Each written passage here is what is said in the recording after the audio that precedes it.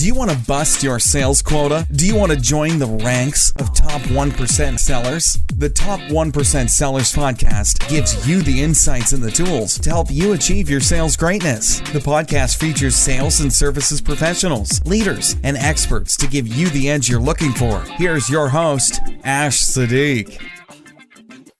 Hi, everyone. Thank you so much for joining us here. This is the Top 1% Sellers Academy webinar series. Today, I'm very excited. We have Tiffani Bova with us, who's going to be speaking with us on how to win big in an X as a service sales world. With that, we'll go to Tiffani and have her introduce herself to us, and then we'll jump into the questions. Thank you so much for being here. Well, great, Ash. Thank you for having me. Yes, as was mentioned, my name is Tiffani Bova. I'm a global customer growth and innovation evangelist here at Salesforce, really focused in on customer success and how we can enable and help customers grow and be more profitable and successful. Wonderful. We're very excited to have you here today with us. And I know that we have planned to have a three-part conversation. The very first part of the conversation that I'd like us to focus on, specifically in an X as a service sales world, how do you define customer success in that kind of work today for sellers as well as also for customers themselves? It's a great question. I happen to be at the SaaStr event today, and everyone is talking about customer success and kind of what that looks like and what that means. And I'd say that there's really two parts of that story. One part is the customers that are internal, right? So for those of you listening who may be on the IT side of things, or managing the technology on the marketing or sales side and the sales ops side, you have internal customers, and their success may be, filling up the pipeline faster, responding to leads more quickly, tracking customer journey, social listening, all the things you're able to do, right? So making sure that those internal customers are successful in doing their job is really important. But then you have brands that are selling services and products, and specifically in the X as a service space, let's say, right, that is solving some kind of business pain or business problem. So you want to make sure that you are making the customer who is leveraging your technology very successful in whatever it is they're doing in their job, whether they're selling cars or widgets, or they could be selling turbine engines, or they could be selling, real estate, whatever it is. You just want to make sure that they're successful in their job. So you've got kind of two customers here, and I think that gets lost a lot. It's a subtle distinction between who the customer is today, is really a consumer potentially, an employee, and then a business that may be servicing consumers, right? So you have B to B to C, right? So that sort of the line of the customer and the sort of the funnel of the customer, if you will, is much longer than it's ever been, because technology just allows us to touch far more people. Absolutely, absolutely. And I also want to hear from you, based on your conversations you're having, and the whole focus on digitization and looking at how customers can really sort of change the experience of that end customer. What challenges do you think they are facing, not just from a technology perspective? Well, I'd go back to what I just said. I'd say, first you have to understand who the customer is. Then once you have that understanding, I think the next step would be to agree internally of what actually customer success means to the business.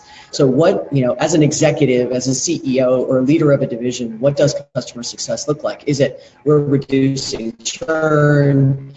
Is it we are improving our net promoter scores? Is it we have more upsell and cross-sell? Is it we are expanding the share of wallet in a customer, or extending and increasing the average sale price? I mean, customer success means what? So I think once you've defined who the customer is, the next thing is to agree holistically as an organization what your company's definition of success is, so that then everyone sort of is leaning and following towards that mandate. But behind that, once you make a decision of what customer success is, the next thing you have to think about is what is the metrics that the company is going to be measured by in order to follow that success, right? So I think those things are critical. Absolutely. And is there a certain focus on, I know for a while, for many, many years, CRM was sort of like the main focus for a lot of companies, that's the experience they want to really optimize. Are you seeing from a trend perspective that there are other aspects of the business value proposition that is getting more focus versus others? Well, I think the story today is really about trying to finally get to a place where you have a 360 view of the customer. So across all of the various touch points of anybody who engages with a customer or speaks with a customer. So that's sales, that's marketing, that's customer service. It could be your BDR reps, your SDR reps. It could be people that are driving account-based marketing, kind of social marketing and messaging, right? Social selling, kind of everything, right? Anybody who's connected with a customer, having this 360 view, I think, is a combination of your customer relationship management systems, but potentially others, because it may not all reside in one place. So the data and the integrity behind that data is really critical. I often say data is the new oil, which I wasn't the first to say that. But then I'll say that analytics is the refinery, right? So refining through all that data. But intelligence is your petrol or your gasoline driving the business. And so data alone doesn't do you any good. So I think the customer relationship management, that single source, the single source of truth, one 360 view of the customer, regardless of what group or division, could even be product management or R&D, right? Looking for a certain set of customers that satisfies a demand, and who is using those products today is really important, right? Because then it allows the product development, product marketing organizations to understand what are the things that customers are really looking for. Absolutely. No, that makes a lot of sense. And I've just interviewed, Jeff Fox, who wrote the book on the digital vortex, and we basically spoke about how companies are really struggling to understand where specifically to achieve a competitive edge going forward. And I think what you just mentioned about that 360 view is a big and tall order for a lot of companies. Yes. Are you seeing for a sales professional, are you seeing certain signs that their customer might be at a good point where a 360 view is good for the business? Well, I think a 360 view is always good, and you're right. I mean, I think that it is something we all aspire to have.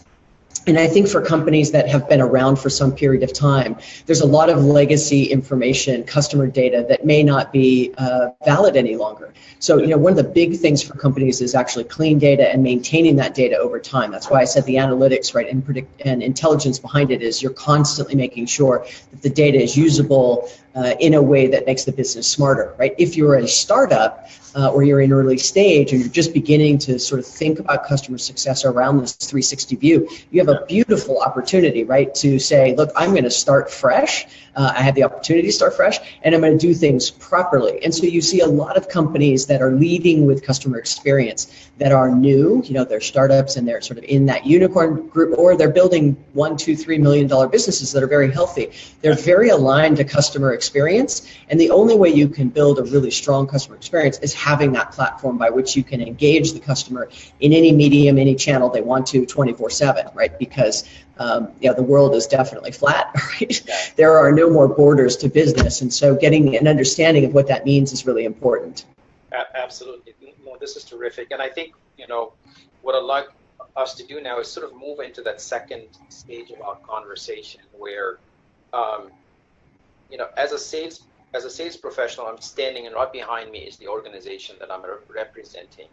And again, with that customer success in mind, how do we make sure that organization supporting me on the back end is really set up for achieving that customer success?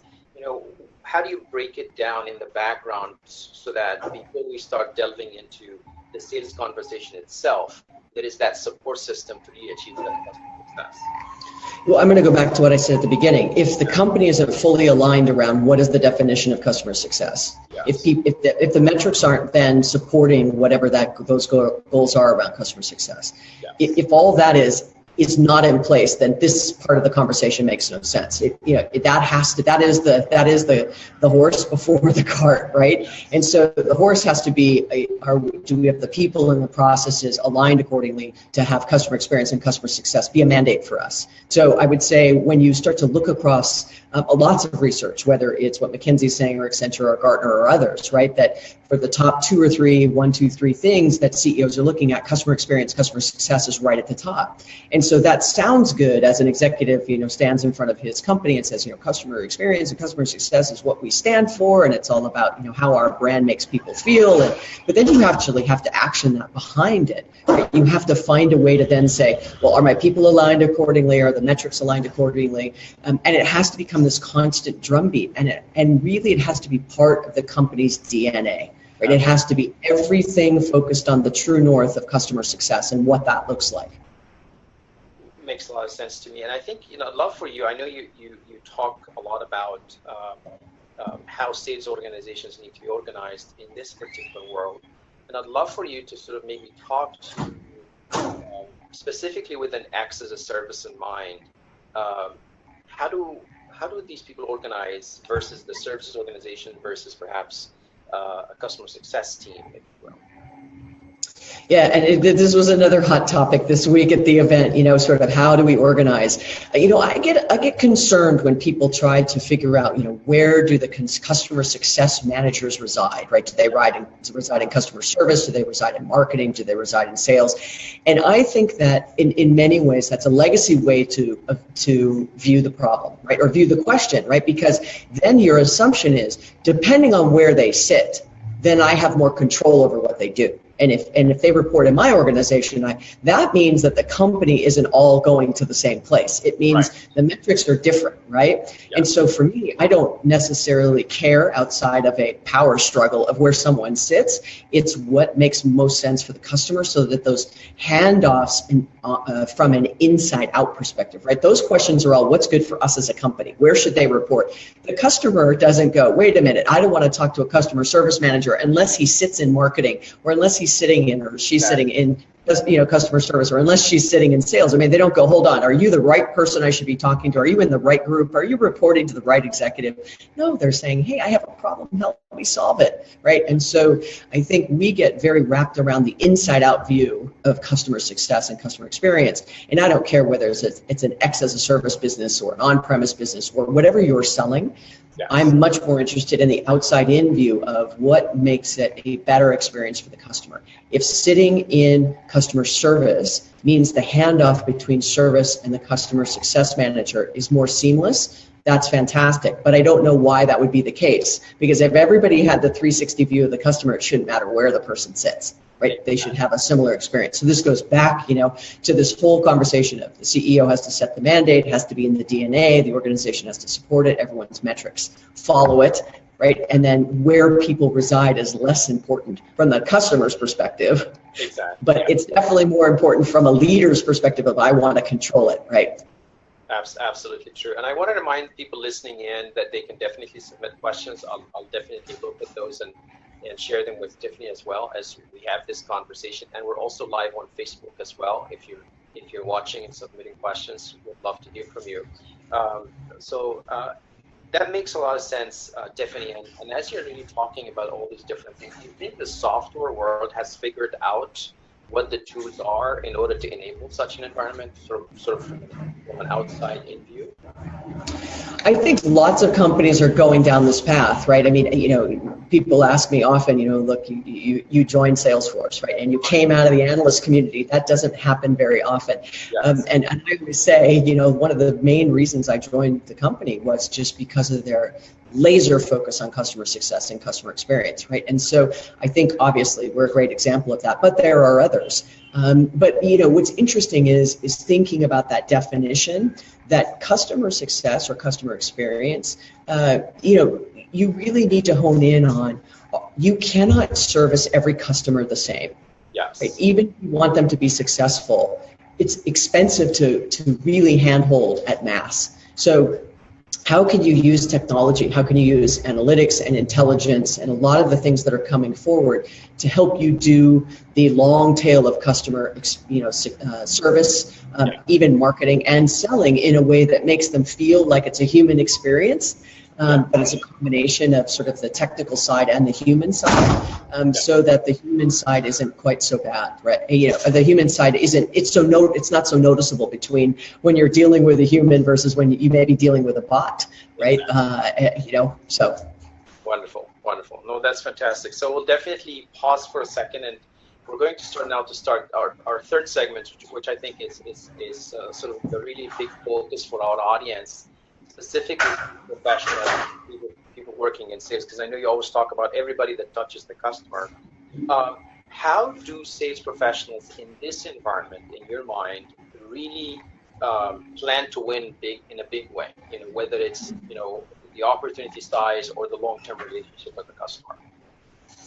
Yeah, so when it comes to sellers, for anybody who has followed me for some time, I say this all the time. I call myself a recovering seller because while I no longer carry a quota, I feel like I vicariously get to sell through a fantastic sales organization here. And then I also get to vicariously sell through our customers, right? And through their sales organizations as we help them be more successful in their own selling efforts. But I would say this, I'd say behavior of a sales rep is one thing they can control, right? Making sure you're prepared when you show up for a customer, using the technology that's actually at your fingertips and not pushing back. For those of us who've been selling for a long time, and we've kind of come and gone through having Rolodexes and Excel spreadsheets, and then moving to a single version of ACT, and then kind of graduating to something bigger from a CRM perspective, and maybe having the fortune of landing in Salesforce when Salesforce showed up. So I would say that we've been going through a lot of this, and what has happened is we have a little bit of fatigue around all that has come at us as sellers. Is it solution selling, spin selling, challenger selling? Is it, this CRM tool, this marketing tool, this social selling tool, this, what is it? And so we have a lot of fatigue around technology. So I'd say that, I believe that this competition between salespeople going forward is going to be those sellers that are actually using intelligence and using the technology the way it was really meant to be used, are going to have a great advantage over those that sort of still push back and kind of put their head in the sand around, I don't want to use technology. They're just going to get beat out of the sheer intelligence that's coming out of the systems that's allowing sellers to be much more engaging with customers. Absolutely, yeah. And to that point, actually, I have a question here from the audience. Talking about, do you see the sellers making any big mistakes during this time, given the shift from selling physical products to selling now what amounts to be a subscription service? Yeah, so I'd say this. I'd say when you start talking about that kind of a shift, I believe we no longer are selling technology. I believe we're selling change. And when you sell change, right, it's really difficult. I mean, think about us in our human lives, right? Okay, New Year's just passed. How many of you are still doing your New Year's resolution, right? I mean, change is hard. And sometimes you can read many different people that say it takes 4 weeks, it takes 60 days, it takes 90 days for change. I mean, you got to be committed to the change, committed to going to the gym, committed to stopping smoking, eating better, whatever it might be. And sales is the same way, right? And so when you're out selling to the customer, it isn't that you go in and you have to explain to them the difference in the value between using an on-premise versus using cloud. You now have to start to really understand the business problem. So as a seller, getting much more educated around a particular vertical or industry, so you understand the business pains and challenges, kind of all up. Yeah. So when you're having conversations with customers, it isn't about knowing them individually really well. It's about understanding more broadly sort of what's going on in their entire sector. And then remember, you're always walking in selling change. And you could be selling it to the database administrator of the on-premise version, which they're not going, yeah, come on in, come sell me SaaS, right? Or you're selling software-defined networks, and it's the Cisco CCIE you're trying to sell it to. I mean, at the end of the day, you really have to think about the audience you're selling to and disruptive to their job. You have to figure out what's the best way for me to get them to engage and understand the value. Absolutely. The follow-up question, I think, is probably coming from someone who hires a sales professional, basically saying, does the profile for a successful sales professional in this environment change? And if it does, how? Yeah, I think that now it is, and I don't think this is something new. I mean, I think we've moved from speeds and feeds to more sort of solution selling.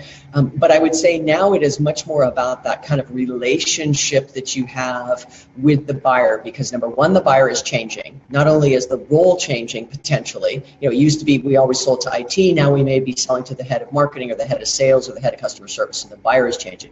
But the dynamic of that buyer is also changing. It's no longer selling to an individual buyer. It tends to be selling to a team of buyers, which means now you have to think about, how do I deal storm and come in with the pre-sales engineer, technical architect, someone from security, someone from a particular vertical, and you show up. Yes. Now that sounds great if you're in a big sales organization. If you're in a startup and you're in a small sales organization, then you really have to think about, how do I as a single seller bring the most value without overcommitting when I'm selling to potentially a room of 4 or 5 buyers, right, that all have an opinion. And we can't know everything. I mean, I think that we have to, as salespeople, give ourselves a break, that we're just not going to be able to walk in there and know everything. But we have to be aware that the relationship that we build during these sales cycles and the sales process is different. Makes a lot of sense. And I think, again, I love the fact that you always sort of look at the trends with what you said in mind. When you look down, a year, 2 years out, how do you see that sales professional's profile changing even more? So I would say that it will become this unusual dynamic between automation and intelligence and a human seller. And it could be 3 or 5 years out. So let's just think about things selling to things. Yes, exactly. Yeah. Who's the salesperson in that? Yes, that's right, a team environment, yeah. Right, what's the commission check? Who does the pipeline reviews when you have things selling to things, and you have 30% of all customer service calls coming from things, which then need to be followed up around customer success and customer experience.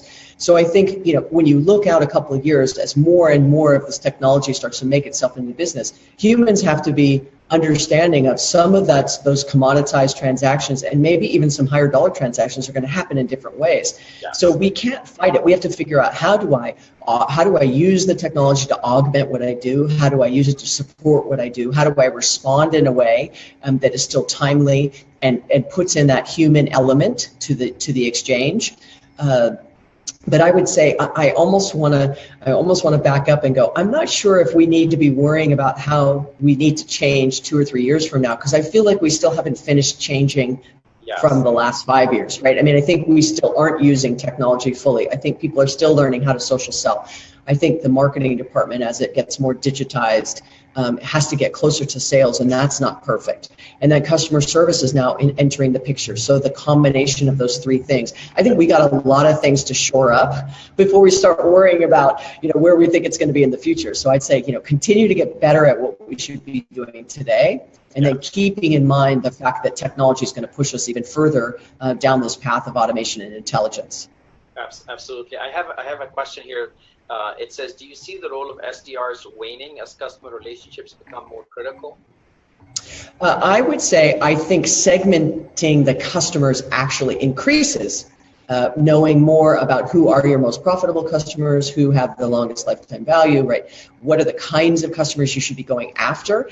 Then you say, how do I organize an inbound and outbound selling organization? It could be 2 people, could be 100 people. I mean, it all depends, right? When I say organization, I just mean people. Yes. Right? Organizing them around, sales development reps that then pass over to a salesperson? Is it account-based marketing that gets much more segmented and then hands it to a sales development rep who may take it all the way? I mean, there may be a point in time where that handoff becomes even less important, because SDRs are getting much more intelligent using the customer 360. So I think segmentation will increase. The role that satisfies that, whether it's account-based marketing, an inbound rep, an outbound rep, whether it's marketing picking this up, whether it's customer success managers, whatever the role may be, I think it goes back to what I said earlier. Try to get out of the lens of the inside view of, will I still have a job as an SDR?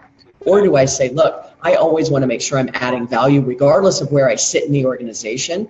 Yes. If I'm constantly upselling and cross-selling and I have higher average sale price and I have my customers churn less, I'm doing a better job, I know I'm always going to be in need, right? So regardless of what you call yourself, right?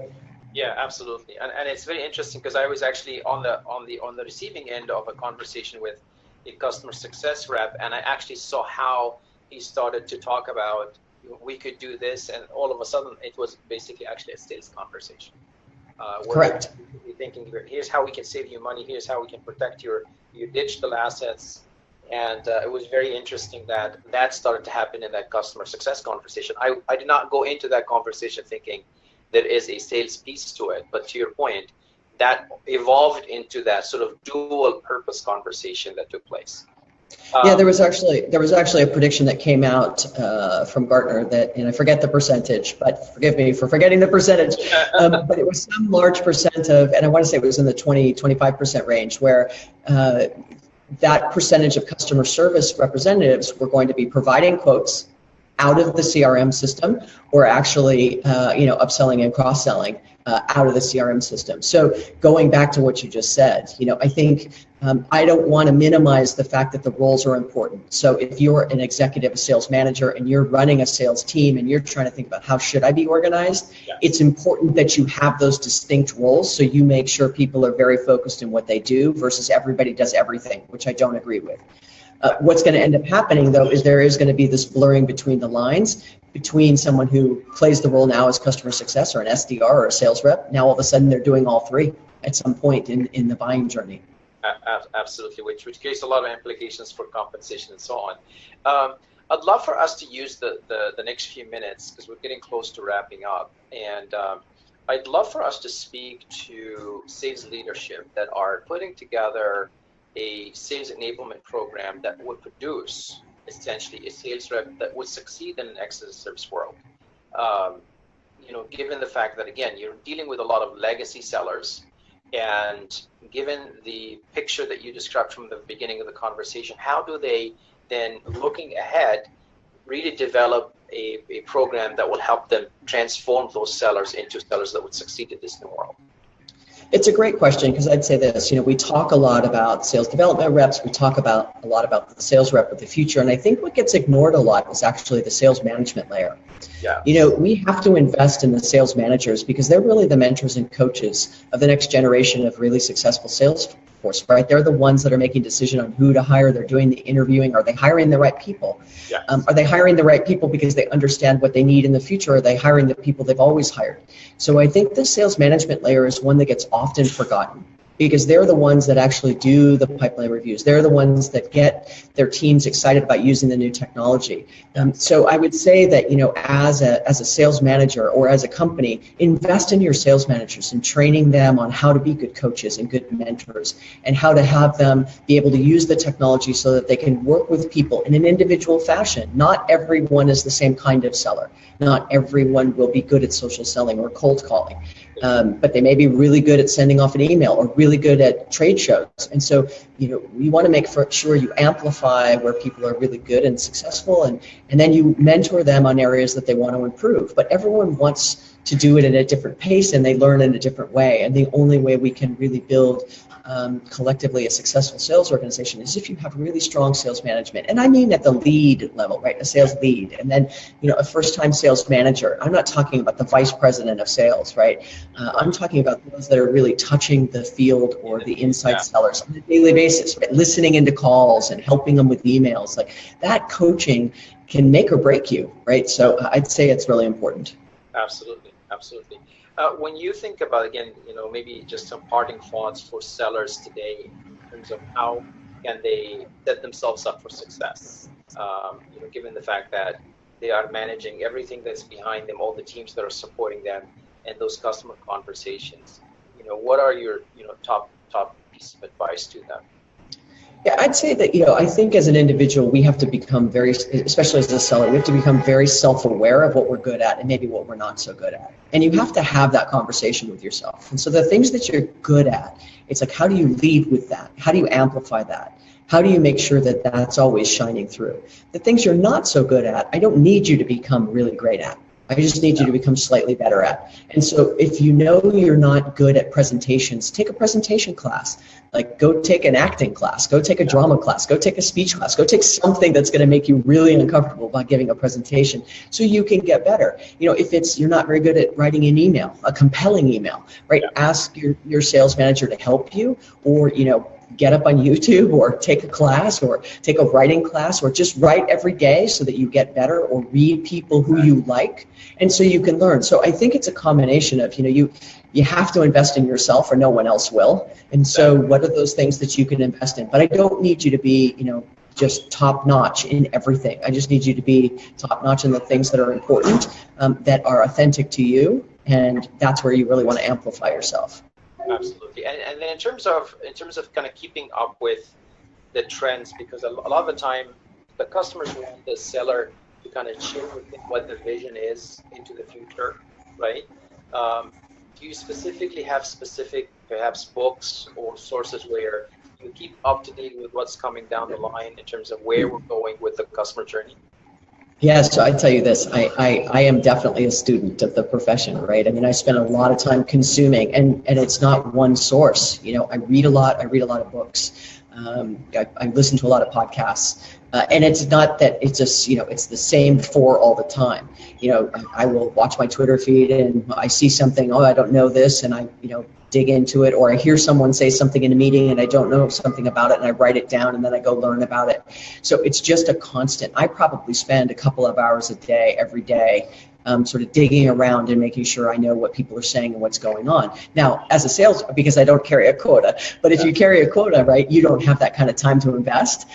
You have to find a rhythm that works for you. Is it 15 minutes every day? Is it, on the weekends when you're on, on the treadmill, or you're at the gym, you're listening to a podcast? Is it while you're driving to work, you're listening to a book? Whatever it might be, you have to make it fit into your schedule, but go. Absolutely, and I think that's a fantastic segue to close on, Tiffani. It's been really a pleasure to have you. I know how busy your schedule is, and I'm glad that we were able to have you here with us. I want to share with everyone listening in, as well as people who will be watching this on YouTube and all the other social media channels, this conversation, as well as other conversations, we're going to be publishing them on iTunes as part of the Top 1% Sellers podcast. And also we are actually going to be on the C-Suite Radio, which is a part of the C-Suite network organization. And this show will be in front of a lot of executives around the country, and also a lot of sellers and people who are really trying to get better at what they do and really join the Top 1% Sellers. Tiffani, it's been a pleasure having you here. Thank you so much for joining us. And it's been great seeing you. This with you as well. Thank you for your time. All right, thanks guys. Bye-bye. Bye-bye. Thank you for tuning in to the Top 1% Sellers podcast. Give us your suggestions and guest recommendations by emailing us at ash@connectwithash.com. Thank you also for sharing this podcast with your colleagues and social media contacts. To connect with us on LinkedIn, please send a connect request to ash@connectwithash.com. See you at our next episode. Thanks for tuning in.